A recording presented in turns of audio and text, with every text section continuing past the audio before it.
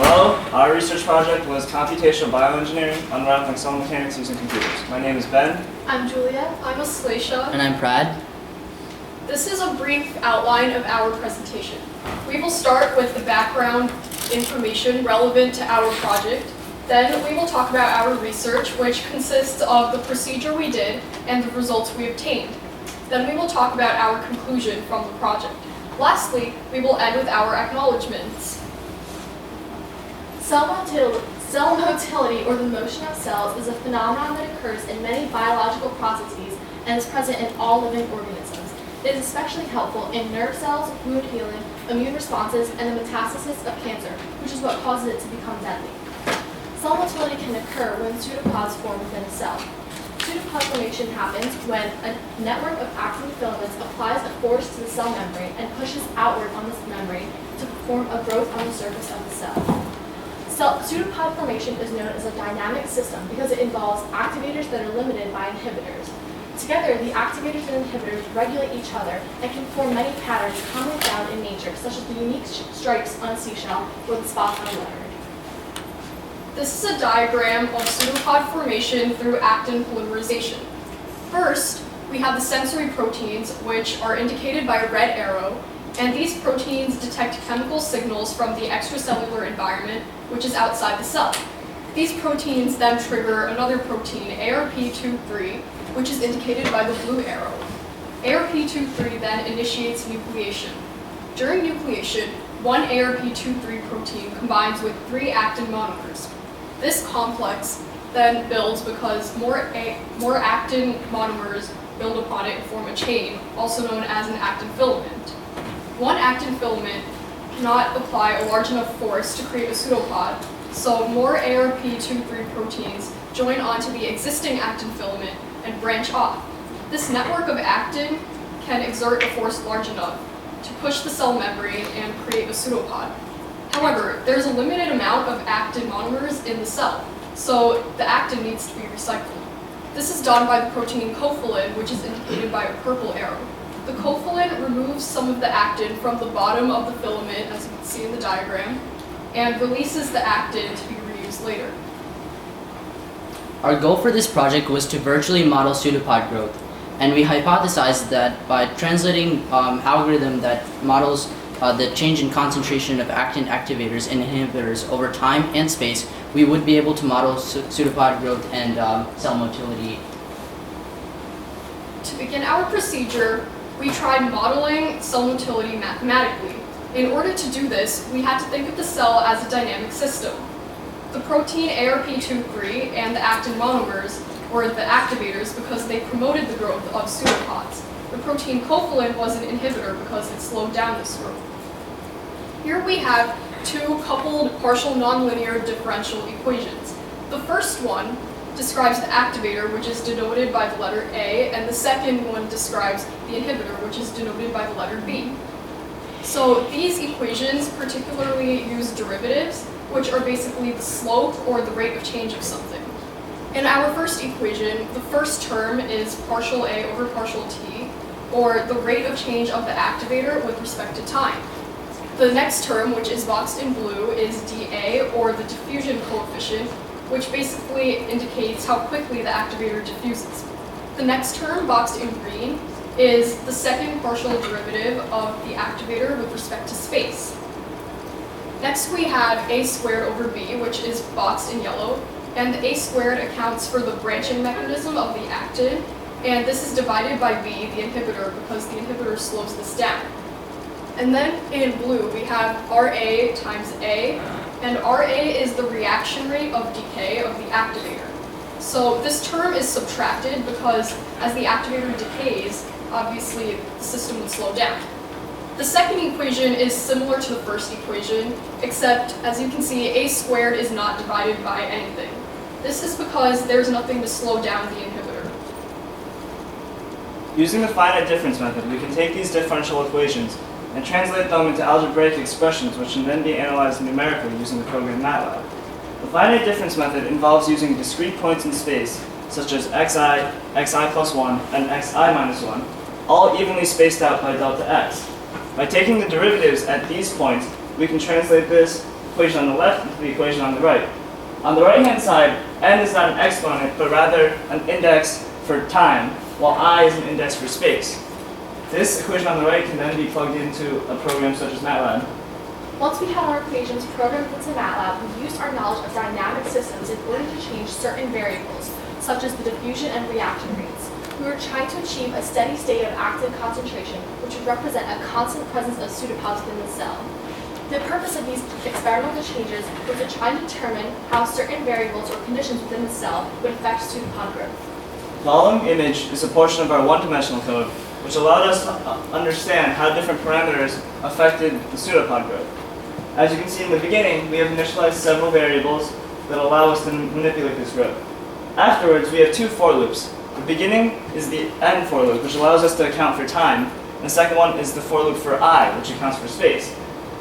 By plugging these two equations within these two loops, we can then calculate the concentration of both A, the activator, and B, the inhibitor, at a location in space and time. This is the result of the following code.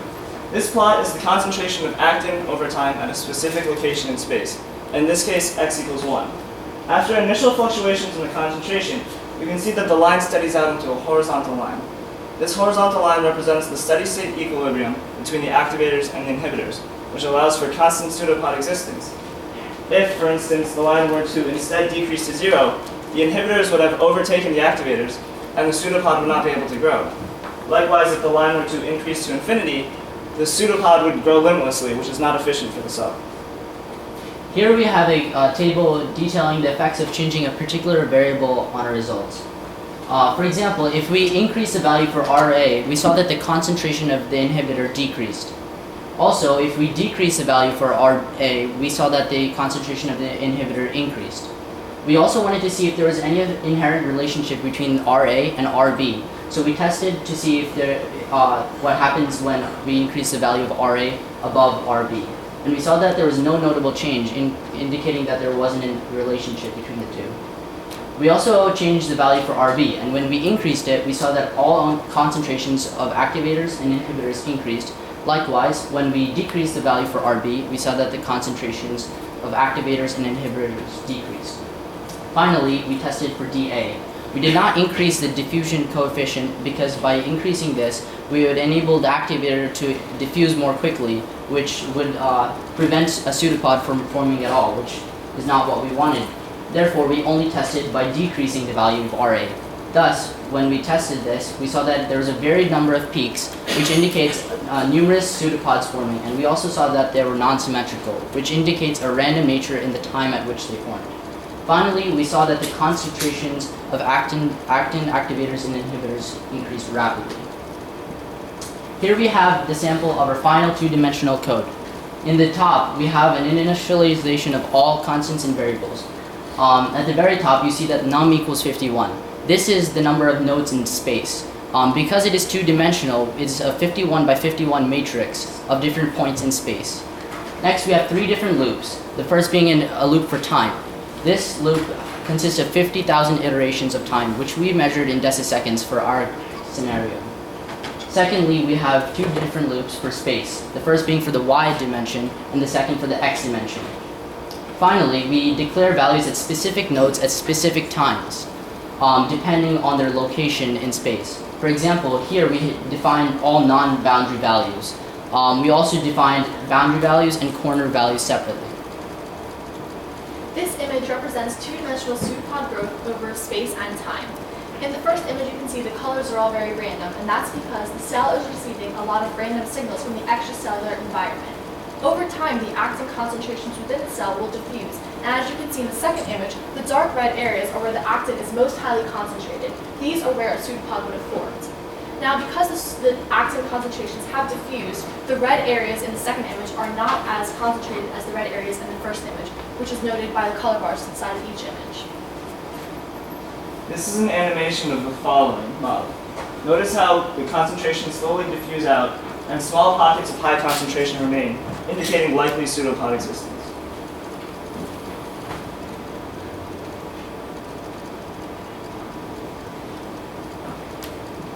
To recap, cell motility is important to most biological processes.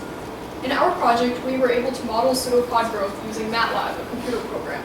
We did this by starting with equations and then using the finite difference method, a type of numerical method, to simplify them so they could be solved by a computer. We examined the effects of changing each variable in one dimension and noted that changing the reaction rates changed the concentrations, while changing the diffusion coefficient changed the nature of the peaks. We were also able to extend this into a two-dimensional model, as you can see in our animation. Our hypothesis was supported because we were able to model pseudopod growth using a computer. If we were to continue working on this project, we would further manipulate the variables in order to achieve 3 separate graph behaviors. In our study, we were able to find conditions that led to increasing actin concentration and decreasing actin concentration. But in the future, we would like to achieve an oscillatory actin concentration. This is the ideal situation because it best represents the conditions within a real cell. By better understanding how certain conditions within the cell affect pseudopod growth, we would be able to model the cell more effectively. We would like to thank our mentors, Professor Sanjit Bagji and graduate student Eric Campbell, for their guidance and support with this project. We would also like to thank our RTA, Eamon Collins, as well as all the other RTAs that made this project possible. Additionally, we would like to thank Director Eileen Rosen and Associate Director Jean-Patrick Antoine for conducting this program. We also want to thank Catherine Lee, our fellow friend and scholar. Finally, we would like to thank all the sponsors who can make this program possible. Thank you. Do we have any questions?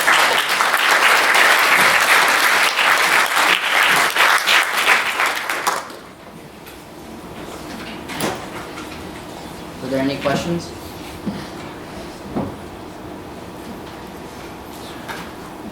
Yes.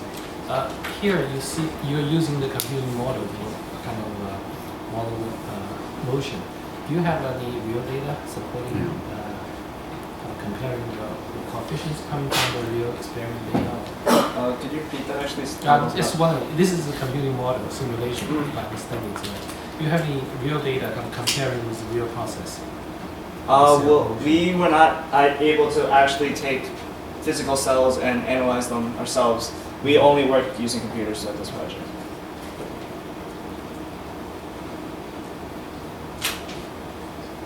Can you elaborate a little bit further on the significance of pseudopod formation? And I assume at some point the idea is to change it or increase it or whatever for maybe something like cancer treatment? Well, actually, cancer cells use pseudopods sometimes to metastasize, and this is how cancer can become deadly in a lot of people. So by understanding cell motility and pseudopod growth, if one day we're able to come up with a way to slow down pseudopod growth, this could be applied to cancer treatment and slowing down metastasis of cancer. I think there was a question in the front. Can you tell us some of the challenges you faced while doing your project? I think the most difficult was the changing of the constants. There was a lot of different scenarios. First, we had to individually analyze the constants, but then we had to play with them all together. So there's a lot of different scenarios in terms of what their values can be. And then, in addition, just the sheer time it takes to run one program with a set number of constants can take up to an hour because of the sheer number of iterations of time we're doing. As we mentioned, we did 500,000 iterations, which takes a very long time. So running the entire set of code for like an hour and then analyzing that and then switching the code and running a new set for another hour takes a very long time. So that was definitely the hardest process. and also in our project, we have 51 different nodes, a 51 by 51 area, whereas actual cell, we would want to be more accurate and model that with close to like 1 million by 1 million different nodes. So that would require the use of a supercomputer, which we did not have access to. So we had to limit the number of nodes we were working with. Yes. What programming language did you use? We used MATLAB for this entire program. Did you have to rewrite the MATLAB code yourself? Yes. How did you develop that initial differential equation for the model? So the initial equation was just the partial a over partial t equal to the partial squared a over partial x squared, which is considered the diffusion equation, which is a standard biological equation that you can find in textbooks. And then based on that, we added different constants to describe the motion of pseudopods. And then we developed it into an algorithm using the finite difference method, which is like a way of simplifying it for from calculus to algebra.